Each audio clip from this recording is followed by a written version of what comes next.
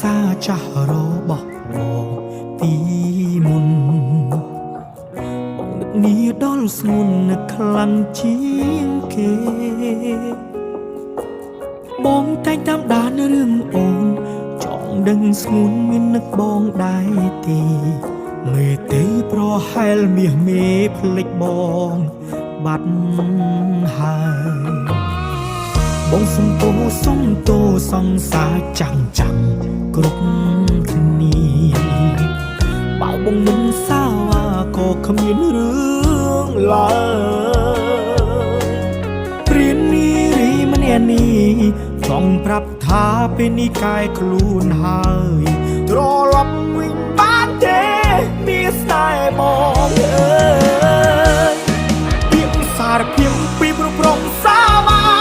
ចង់ប្រាប់ថាបងជាស្មងវិញហើយផ្ដល់ឱកាសឲ្យបងផងអូនអើយតែថ្ងៃក្រោយបងថែអូនអើយអូនពាក្យសន្យាពីមាត់ព្រាននារីអបនៅនេះលេចកុហកពូនផងឈប់ធ្វើឲ្យទឹកភ្នែកមនុស្សស្រីហោបងសូមឈរឈ្មោះជាប្រុងស្មងនឹងអូ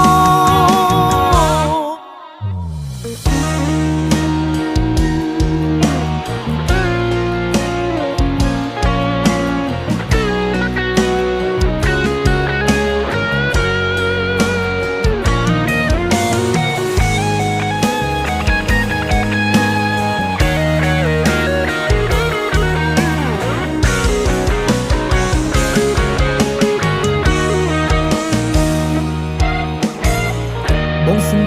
សុំទោសងសាចាំងគ្រប់គ្នាបើបងមិនសាវាក៏គ្មានរឿងឡើយ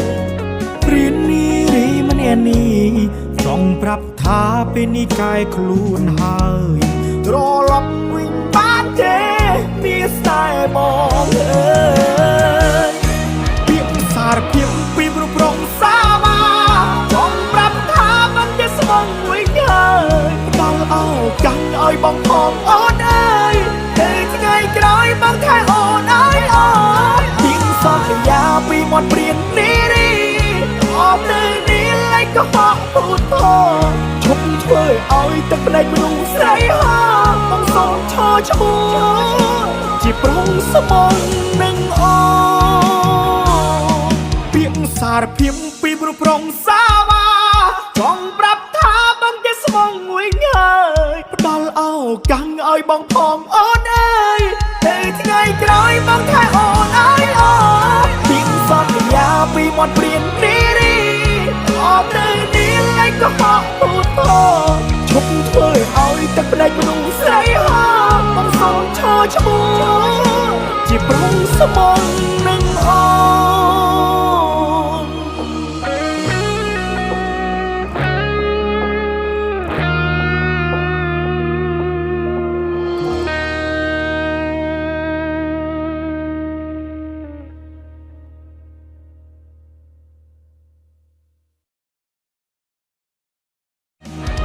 សារភាពពីប្រប្រងសាវា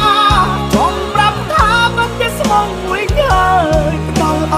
កាសឲ្យបងផងអូនអើយតែថ្ងៃក្រោយបងថែអូ